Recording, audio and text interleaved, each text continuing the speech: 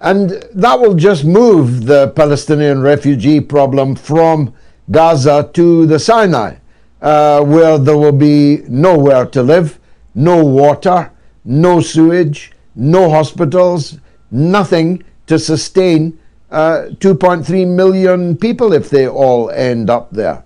I mean, talk about kicking the can down the road, Scott. They're kicking a human can of enormous magnitude into somebody else's country and asking the rest of the world to sort it out. Isn't that right? It is, with one minor exception. You said kicking a human can. From the Israeli perspective, they're kicking human animals. They're moving the Palestinians as if you would a flock of sheep or herd of cattle. Um, they don't treat them as human beings. They don't care for them as human beings.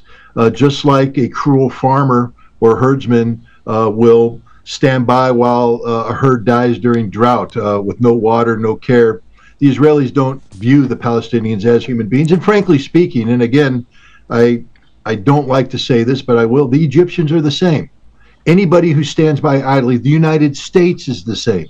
We are all treating the Palestinians as if they are human animals. These aren't human beings. These aren't people deserving of human rights.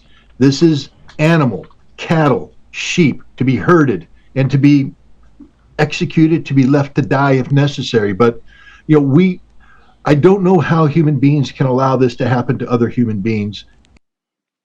First and foremost, I'd like to give all praise, honor, and glory to Yahweh, Ba'ashem, Yahweh Shai, Ba'ashem Rakak Wadash. Double honors to the apostles and elders of Great Millstone. Peace, blessings, and salutations to the hopeful elect and the sincere Akiam, pushing this word, risking their lives and their freedom to do so. Your brother Mayam coming to you with another lesson. Psalms 94, verse 16. Who will rise up for me against the evildoers? Or who will stand up for me against the workers of iniquity? You see, what we just now witnessed was Scott Ritter, who was a UN chief weapons inspector, basically an expert at war and an expert at weapons, and George Galloway, who was a long-term London politician, speak about the atrocities that's been being committed inside Palestine. And basically, they baffled because Egypt is the bordering state to Palestine, and they basically disgusted with Egypt for not giving aid or taking up arms, repelling the aggression that's been put towards Palestine. But it's only going to be two people that's going to stand up against the workers of iniquity and rise up against the evildoers, and that's the men of the Lord. We spiritually rising up against the evildoers by going out there on the highways and the byways, pushing forth this truth. And the Lord said that we was going to consume them with the spirit of His mouth. So before the Lord get here, spiritually they're going to be defeated. You see, and the Lord is going to physically come and remove them from that throne.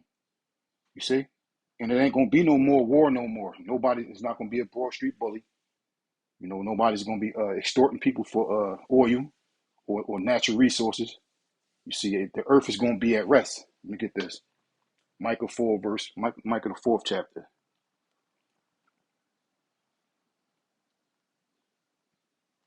It says, but in the last days it shall come to pass that the mountain of the house of the Lord shall be established at the top of the mountains, and shall be exalted above the hills, and the people shall flow unto it. So the Lord's mountain, which is His government, is going to be at the top of the other mountains and hills, which is the hills of smaller governments.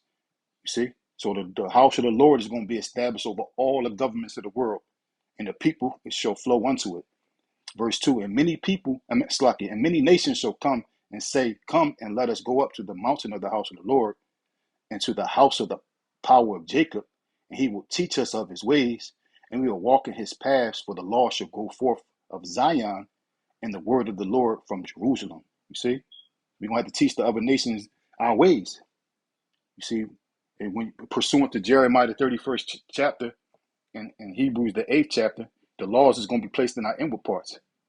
You see, and we're not going to have to learn from a neighbor no more. We're going everything that we need to know is going to be in our inward parts. But we're going to have to teach the other nations how to live.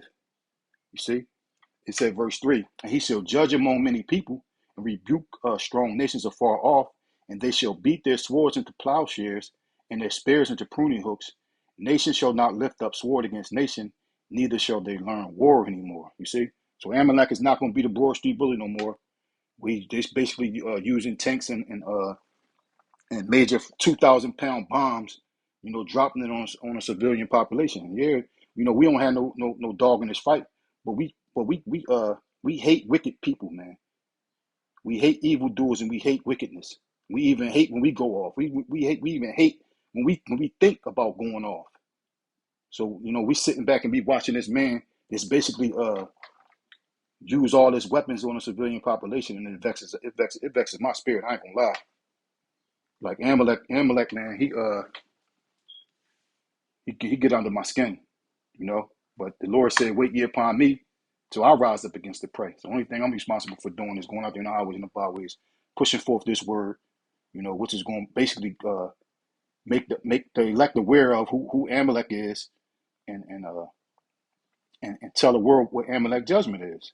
And the Lord is going to come back, and establish his kingdom on earth. And we looking for him. We hasten the day to that day come. You see, because every day that this man is in power, our lives and our freedom are in jeopardy. Because before long, the Bible is going to be banned. They already brought out an anti-Semitic Semitism law where they got to wait for Congress. The Senate to pass in the Senate. It already passed in the House. So before long, we're not going to be out there in highways and the byways pushing forth this message. So you got to get it while you can. You see. So I pray. I hope this lesson was edifying. Till next time, Shalom.